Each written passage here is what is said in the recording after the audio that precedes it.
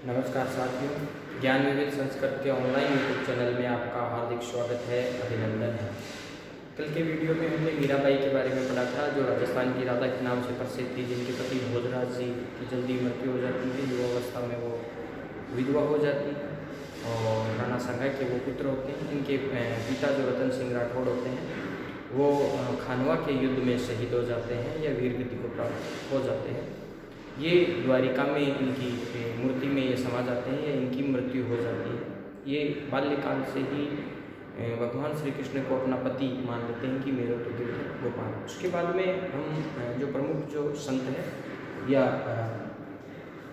वल्लभाचार्य हमने पढ़ दिया था, मीराबाई हमने पढ़ लिया था। अब हम बात करते हैं वल्लभाचार्य की। सॉरी, चैतन्य। वल्लभाचार्य अपना हो गया था चैतन्य।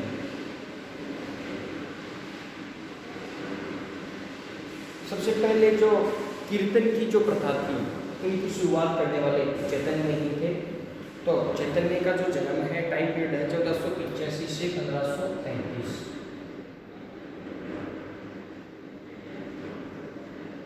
ये सिकंदर लोधी के शायद समकालीन थे, वैसे बाबर के भी थे। इनका जन्म जो है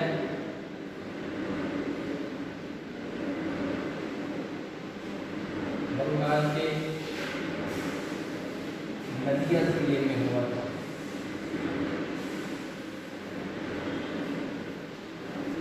बंगाल के नदिया जिले में। प्रारंभिक नाम इनका था निमाई पंडित था।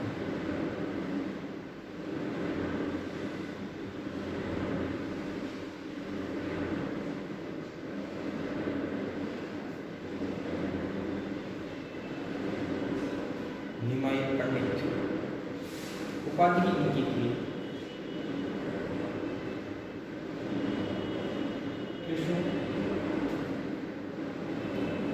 एवं विष्णु का अवतार एवं विष्णु का अवतार। एक है गौरांग प्रभु,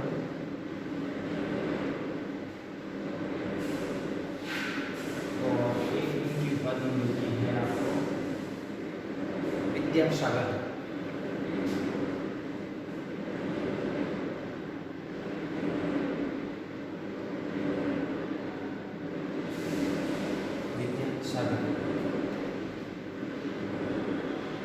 इनके गुरु थे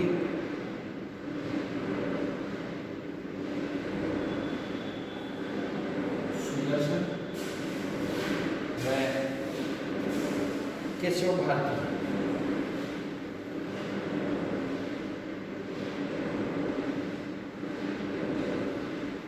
केशव भारती संस्थापक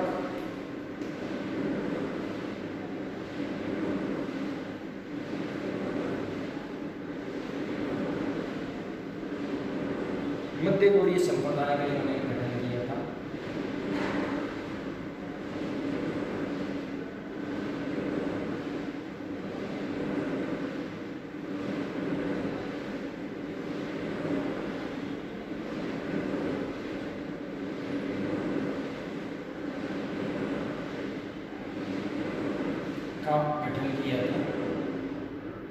सिद्धांत जो था इनका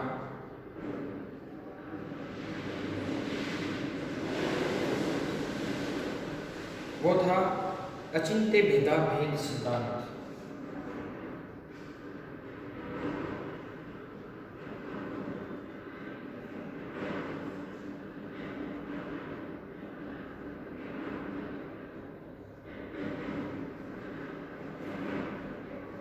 सिद्धांत विशेष की अगर हम बात करते हैं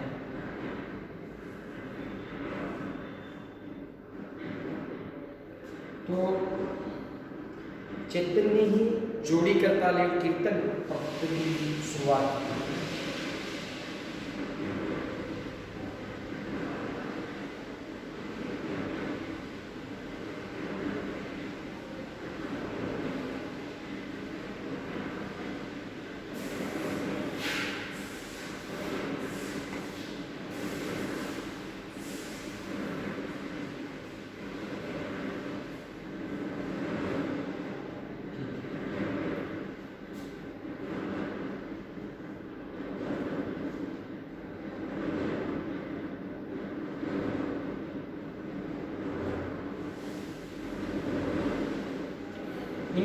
समकालीन दो शासक होते हैं।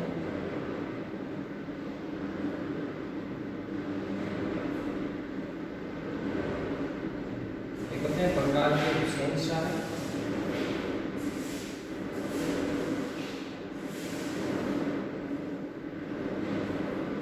और एक होते हैं उड़ीसा के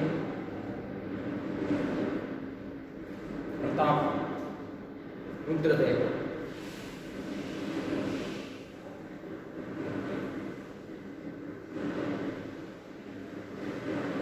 का इनको संरक्षण मिलता है।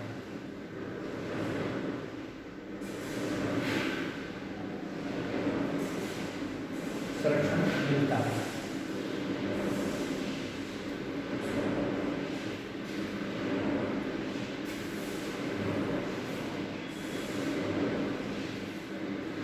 ये इनके बचपन का नाम होता है।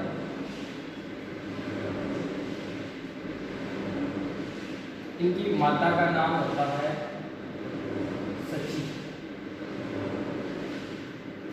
ठीक है।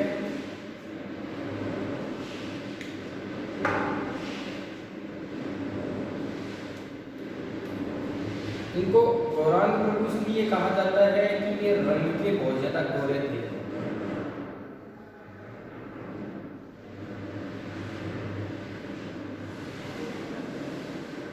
गौर वर्ण था, इसलिए इनको गौरांग प्रभु कहा जाता है। और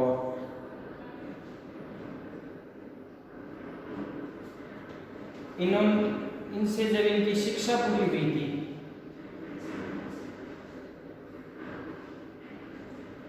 तब इनको विद्यासागर की उपाधि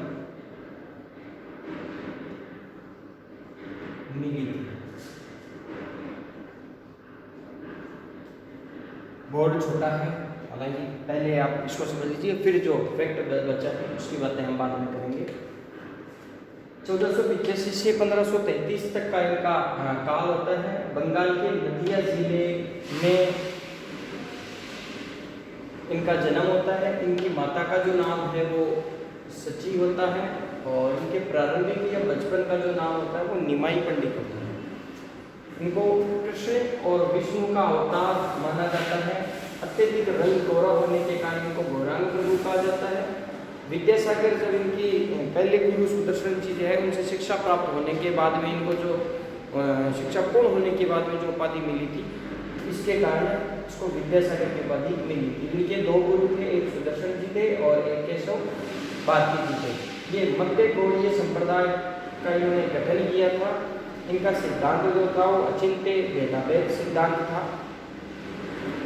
चैतन्य ने जोड़ी करताल और कीर्तन की शुरुआत की थी। समकालीन दो शासकों में बंगाल के हुसैन शाह और उड़ीसा के प्रताप रुद्रदेव का इनको संरक्षण मिला था। ठीक है। इसके बाद की अगर हम बात करते हैं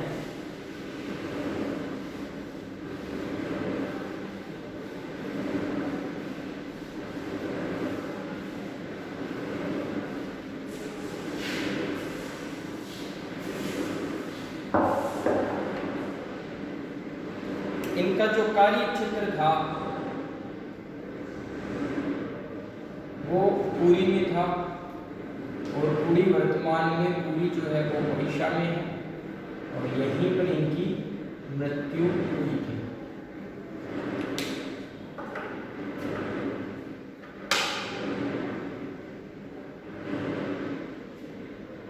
इन्होंने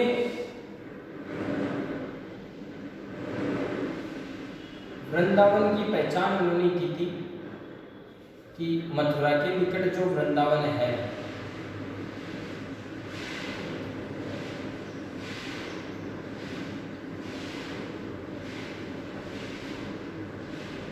वृंदावन की पहचान इन्होंने की थी। ठीक है।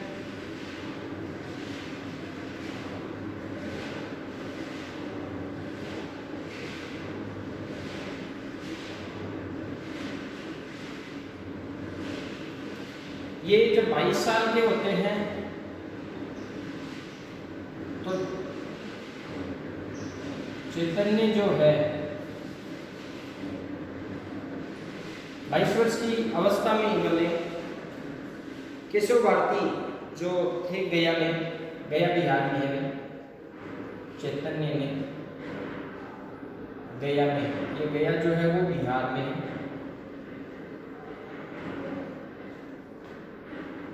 में जो दूसरे इनके गुरु होते हैं केशव पंडित से संन्यास की शिक्षा ली या, ठीक है, गया बिहार में है। उनकी भक्ति साधना में 9 सिद्धांत थे। इनकी जो भक्ति साधना जो थी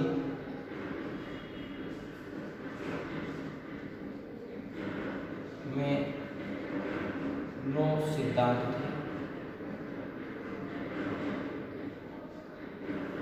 अंडरलाइन कर लेंगे इसको।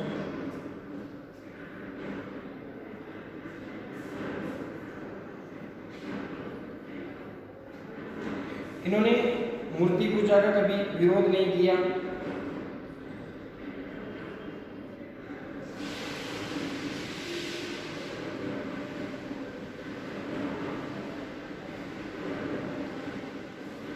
मूर्ति पूजा का विरोध कभी नहीं किया था इन्होंने।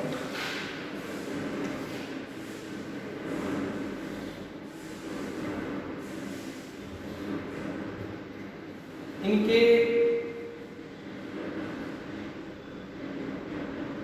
ज्यादातर शिष्य जो थे वो निम्न जाति के थे।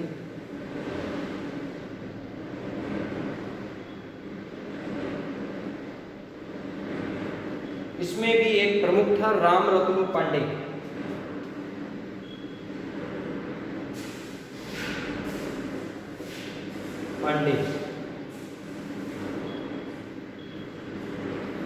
ये पहले हरिदास जी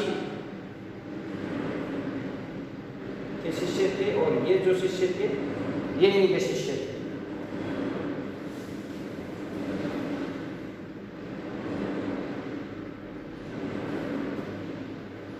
रामरत्न यानी हरिदास जी जो थे, रामरत्न पांडे जो थे तानसेन थे।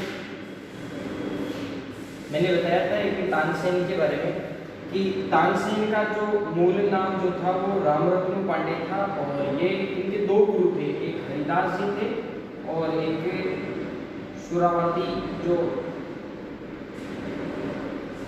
सूफी संत थे। इनके संपर्क में आने के बाद में ये इस्लाम ग्रहण कर लेते हैं और तानसेन बन जाते हैं।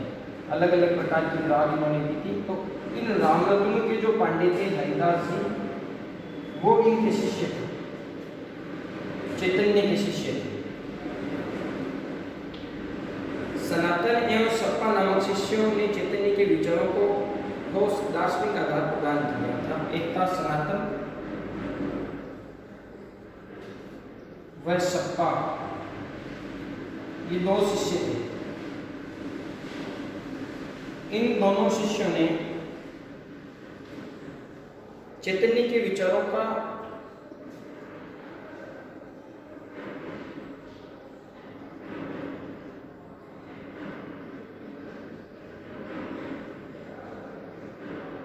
ठोस दार्शनिक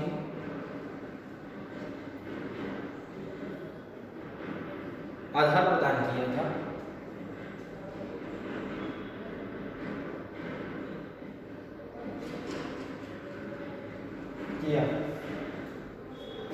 ये भी दोनों शिष्य थोड़ा ध्यान में रख लेना।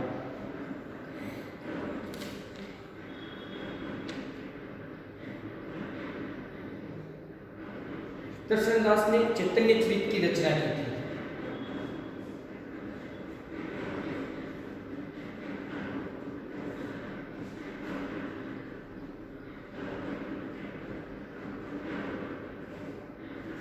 ये भी शिष्य थे।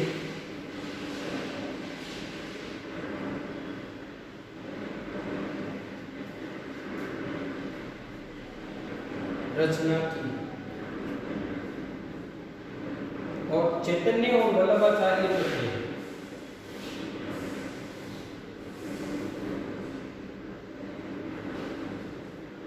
दोनों समकालीन थे।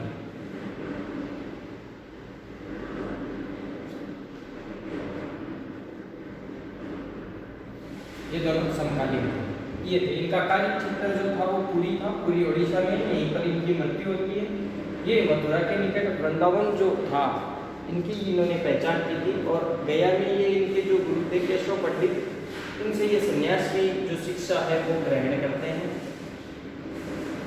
भक्ति साधना में इन्होंने 9 सिद्धांत दिए थे, मूर्ति पूजा का विरोध इन्होंने नहीं किया था, ये बहुत अच्छी बात थी।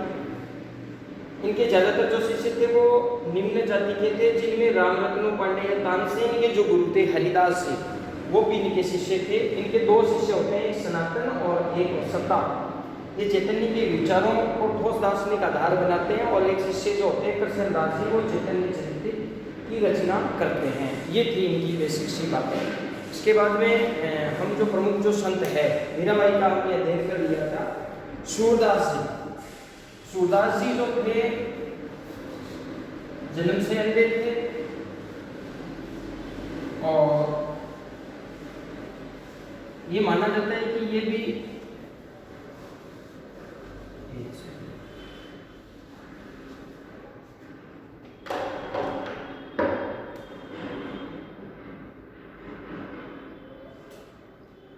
ये अकबर के समकालीन थे।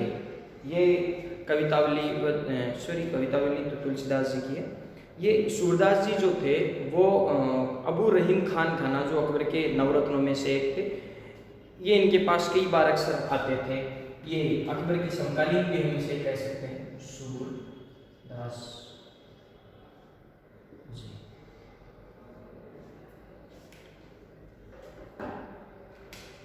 इनका जन्म जो है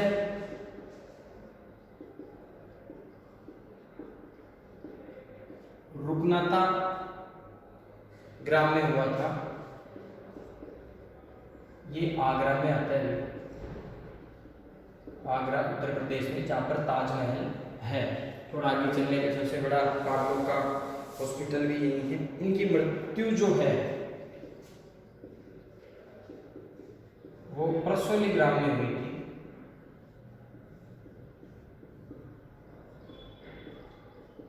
परसोली ग्राम में रचनाएं इनकी थी।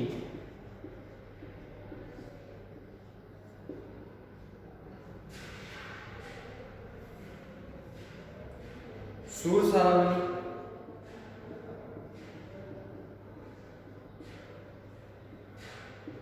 सूर सारावली, साहित्य लहरी और सूर सारावली।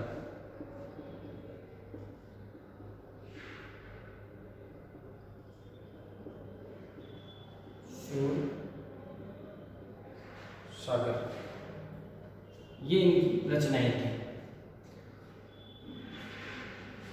जहांगीर जो था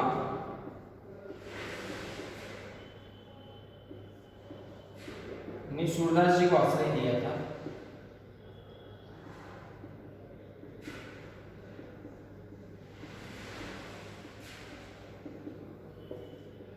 और हिंदी कवि रहीम या अबू रहीम खान खाना,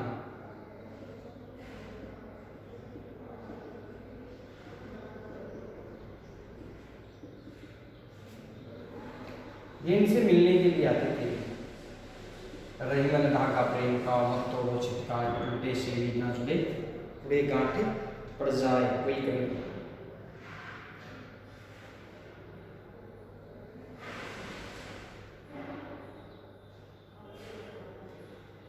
वल्लभाचार्य थे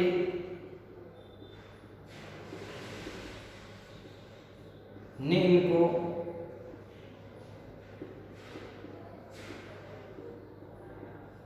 पुष्टि मार्ग जो सिद्धांत था से दीक्षित किया था, पुष्टि मार्ग में दीक्षित किया।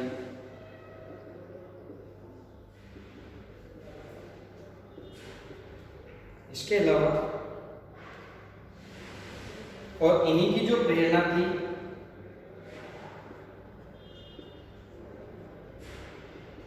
प्रेरणा से ये श्रीमद् भागवत गीता के आधार पर कृष्ण लीला की रचना की।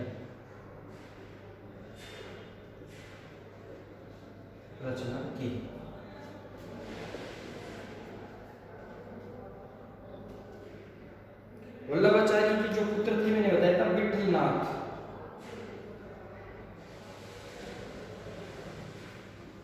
ये वल्लभाचार्य के पुत्र होते हैं।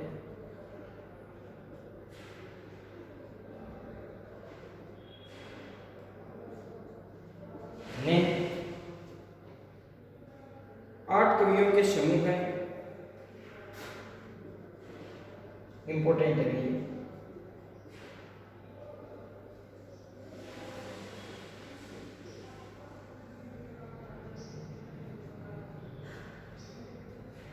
अष्टछाप,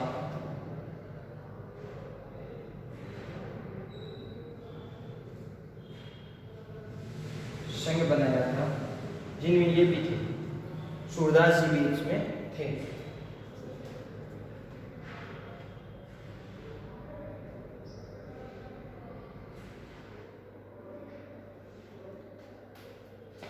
ये मिलने आते थे या संपर्क था, एक ही बात है।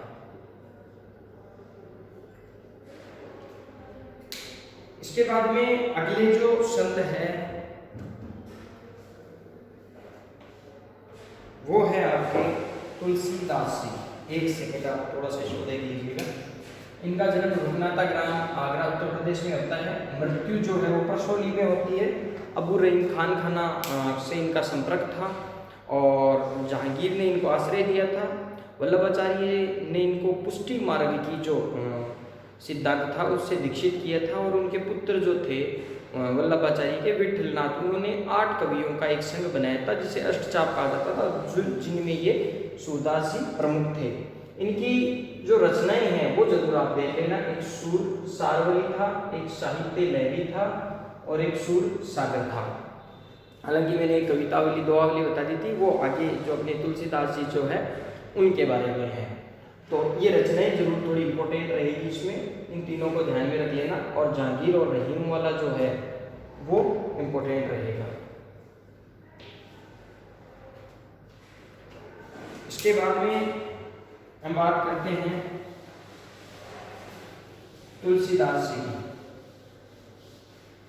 ये अकबर के समकालीन होते हुए भी आईने अकबरी में इनका उल्लेख नहीं मिलता है। इसका शासन पीरियड इनका बहुत इजी में मानता हूं।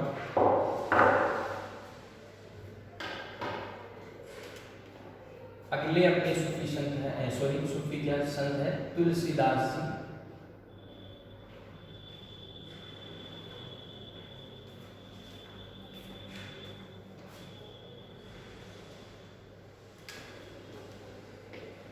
तुलसीदास जी जो है वो अकबर के समकालीन थे, उसके बावजूद भी इनका उल्लेख आईने अकबरी में नहीं मिलता है। और ये कवितावली दोहावली इनकी ये रचनाएं ये करते हैं। इनकी माता का नाम हुलसी देवी होता है। तो आइए हम शुरुआत करते हैं। इनका टाइम पीरियड आप जरूर देख लीजिएगा, 1532 से 1632।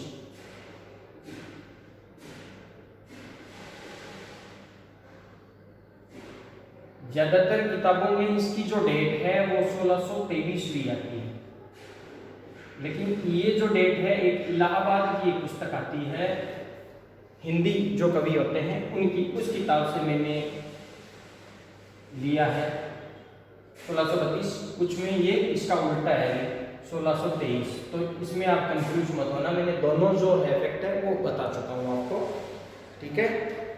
जन्म बांदा के राजापुर में हुआ था।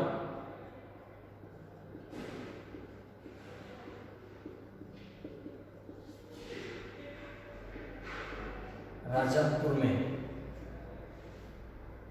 ठीक है। पत्नी जो थी उसका नाम था रत्नावली। माता जो थी वो थी तुलसी देवी। पत्नी का मैंने इसलिए बता दिया था कि ये अपनी पत्नी से बहुत ज्यादा प्रेम करते थे। पिता थे आत्माराम दुबे।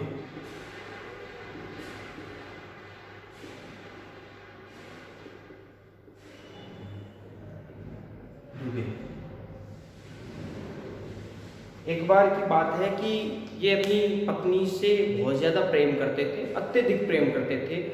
एक बार पत्नी जो है अपने मायके चली गई थी। मायके जाने के बाद में उनकी जो विरह वेदना है वो इनसे देखी नहीं गई। और एक रात को बहुत ज़्यादा बारिश का महीना था, बहुत तेज़ बारिश हो रही थी, घनघोर वर्षा हो रही थी, बीच में नदी थी। नदी में कुछ इतिहासकार या कुछ हिंदी के जो कवि है वो ये कहते हैं कि नदी में कोई मरा हुआ पुरुष था या कोई लाश थी। कुछ ये कहते हैं कि मरा हुआ अजगर या कोई जानवर था बड़ा सा। तो ये इनको पहुंचना था अपनी पत्नी के पास, और उसके लिपट कर ये उस घनघोर कड़कती बिजली में अपने पीहर पहुंच जाते हैं। वो मुख्य दरवाज़ा नहीं खोलती है तो खिड़की जो है वो बजाते हैं। तब इनकी पत्नी जो है वो ये कहती है कि अगर आप मेरे से इतना प्रेम करते हो, इससे अच्छा जो अगर प्रेम आप ईश्वर से करते तो आपको मोक्ष की प्राप्ति हो जाती। इतने में ही इनको एक शिक्षा हो जाती है, ये ज्ञान हो जाता है, और उस दिन के बाद में ये ईश्वर की चरणों में या ईश्वर की भक्ति में लीन हो जाते हैं, और इनका जो नाम है वो इतिहास के पन्नों में दर्ज हो जाता है। हालांकि इन चीज़ों से याद रह जाती है, परीक्षा में इनका कोई औचित्य नहीं है, प्रतियोगी परीक्षाओं में इनके बारे में पूछा भी नहीं जाता है, लेकिन एक होता है कि जिससे हमें याद हो जाए। तो पत्नी जो थी वो रत्नावली थी। इनकी जो रचनाएं हैं वो जरूर आप थोड़ा सा ध्यान में रख लेना भी।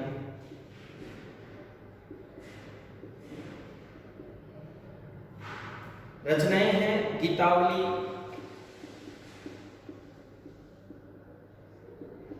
कवितावली, विनय पत्रिका, ये इंपॉर्टेंट है, ये सबसे ज्यादा इंपॉर्टेंट है। सतसई, पार्वती मंगल,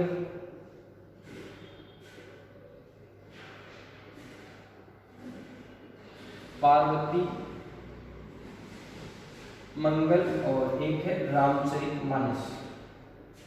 हनुमान चालीसा अगर आप पढ़ते हो तो इसमें इनका जिक्र जरूर होता है। तुलसीदास करी हरि चेरा, की से नाथ हृदय में डेरा, है ना।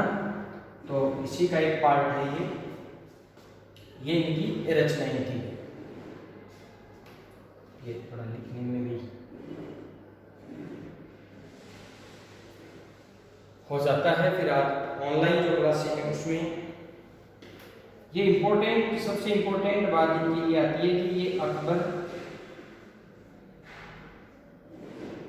जहांगीर के समकालीन थे।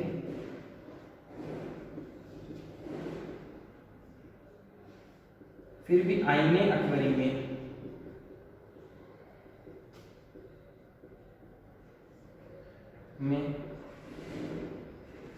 इनका उल्लेख नहीं मिलता है।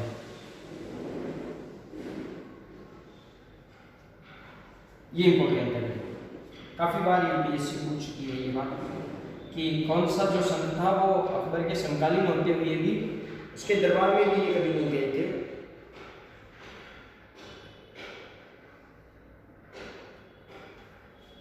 ये रामचरित जो मानस थी,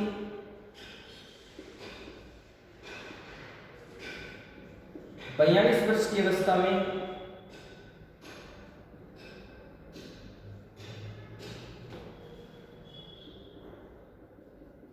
यानी 1574 में शुरू करते हैं। 1574 ईस्वी में शुरू करते हैं।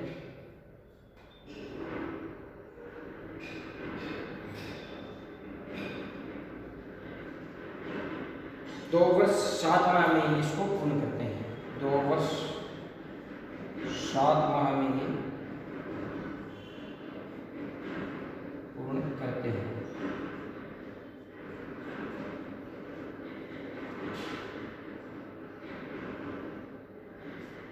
जो रामचरितमानस है इसमें 7 कांड है। बालकांड, किष्किंधा कांड, है ना, वो मुख्य, हालांकि इनको बताने की कोई जरूरत नहीं है, 7 कांड है, इतना आप ध्यान में रखिएगा। जॉर्ज ग्रियर्सन एवं स्मिथ जो थे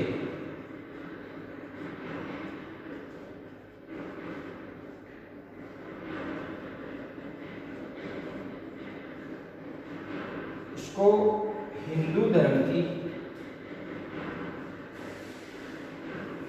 बाइबल भी कहते हैं।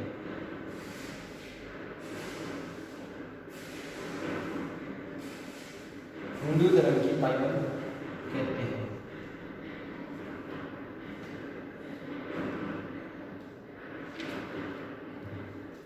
ये काशी में रहते थे।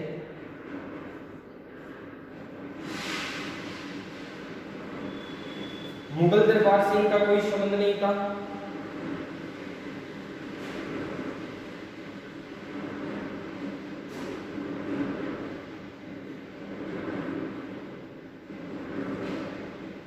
नहीं था।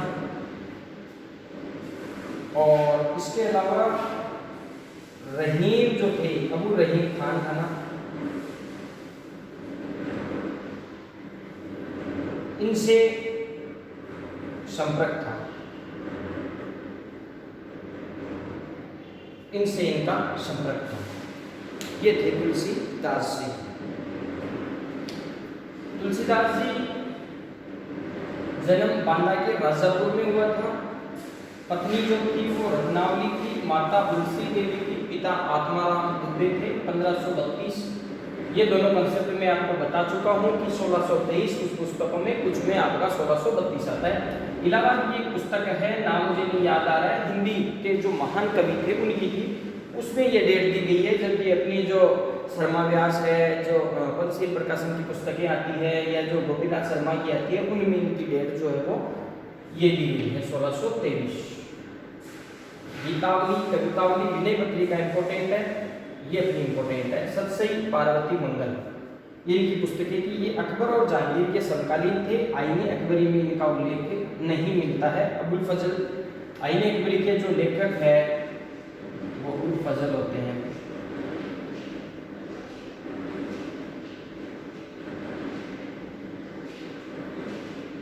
रामचरितमानस ये 42 वर्ष की अवस्था में 1576 में शुरू करते हैं, 2 वर्ष 7 माह में इनको पूर्ण करते हैं। इसमें 7 कांड है। और जॉर्ज ग्रिएशन और स्मिथ जो है वो इनको हिंदू धर्म की बाइबल के नाम से जानते हैं। ये काशी में अक्सर रहते थे। रहीम खान खाना से इनका अच्छा संपर्क था, लेकिन मुगल दरबार से इनका कोई संबंध नहीं था। ये थे आपके तुलसीदास जी।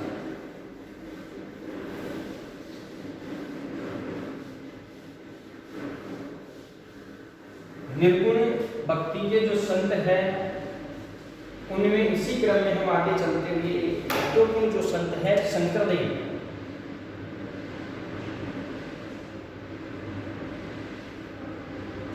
इनको असम के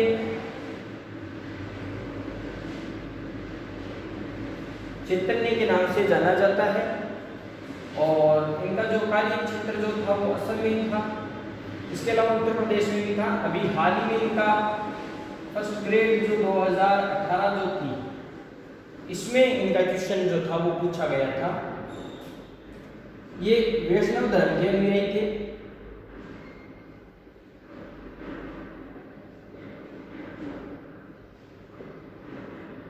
अनुयायी थे। असम के चैतन्य भी इनको कहा जाता है। और नारंग देव इनकी एक उपाधि थी।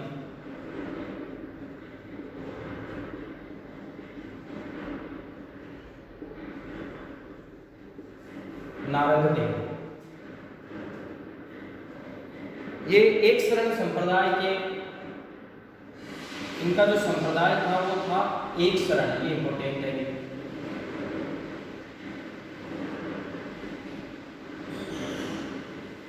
इस संप्रदाय को ये मानते थे। गतिविधियों का केंद्र जरूर आप देख लेना। असम, कामरूप, कूच बिहार, ये इससे रिलेटेड अब की बार जो फर्स्ट ग्रेड है उसमें ये क्वेश्चन आया था, है ना। ये नाम नहीं दिया गया था, असम नहीं दिया था, और इनमें से कोई एक चीज नहीं दी थी। तो ये गतिविधियों का इनका केंद्र था।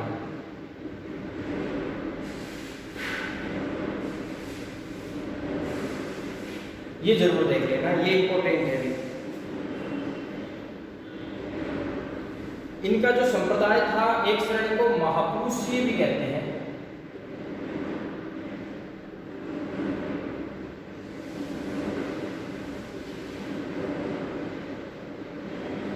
के नाम से भी जानते हैं। ठीक है, ये भी दोनों नाम आप ध्यान में रख लेना।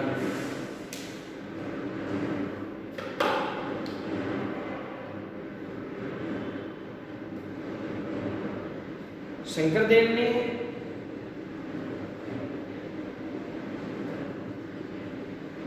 वर्ग गीत परंपरा को जन्म दिया था।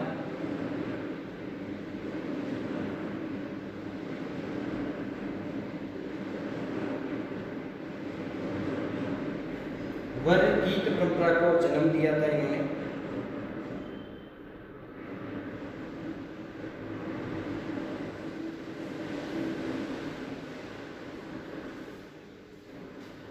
शंकरदेव ने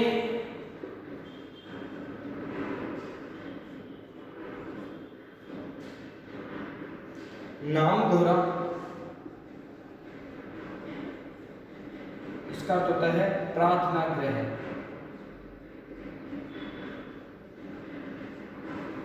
प्रार्थना गृह, सत्र,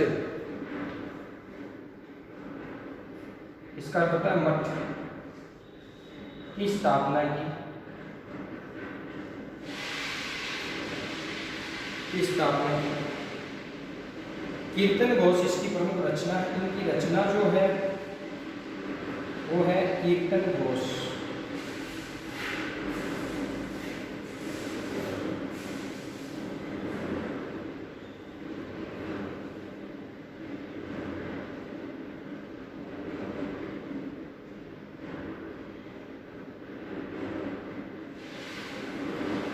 ये जो संप्रदाय था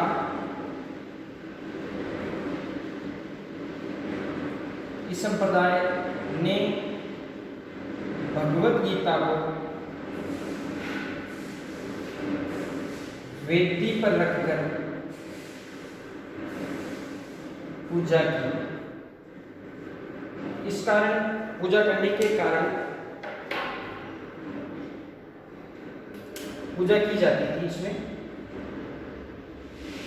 जिसे भगवती धर्म भी कहते हैं। ठीक है, असम के चैतन्य प्रिय वैष्णव या कृष्ण भक्ति भी हम कह सकते हैं, कृष्ण मार्ग धर्म को भी ये मानते थे। असम के ये चैतन्य थे, उपाधि इनकी नारंग देव थी और असम के चैतन्य के नाम थे। इनका जो संप्रदाय था वो एक शरण संप्रदाय था, महापुरुष संप्रदाय के नाम से भी जाना जाता था। ये जरूर आप ध्यान में रख लेना। ये अगली बार ग्रेड में मिलाने वाले जो क्वेश्चन थे उसमें ये क्वेश्चन आ गया था। ठीक है ना, ये देखो लिखा हुआ है गतिविधियों असम कामरूप, कामरूप असम का एक दूसरा नाम माना जाता है, और कूच बिहार। शंकरदेव वर्गति परंपरा, वर्गीत परंपरा को जन्म देते हैं और नाम दोहरा का प्रार्थना गृह सत्र यानी मठ की ये स्थापना करते हैं। इनकी रचना जो है वो कीर्तन घोष होती है। ये भगवत गीता को वेदी पर रखकर इनकी पूजा की जाती थी, इसलिए इसको भगवती धर्म भी इसको कहा जाता है। ये जो संत हमने पढ़े थे ये आपके सगुण भक्ति धारा के संत थे। अब हम अगले पार्ट में निर्गुण भक्ति जो है उस इसी कड़ी में एक होते हैं सगुण, एक होते हैं निर्गुण, जो ईश्वर में तो विश्वास करते हैं लेकिन उसकी मूर्ति पूजा में विश्वास नहीं करते हैं। जैसे कबीर जो थे वो निर्गुण भक्ति के थे। तो अगली जो वीडियो है उसमें हम निर्गुण भक्ति के जो संत हैं उनके बारे में अध्ययन करेंगे। तब तक के लिए धन्यवाद।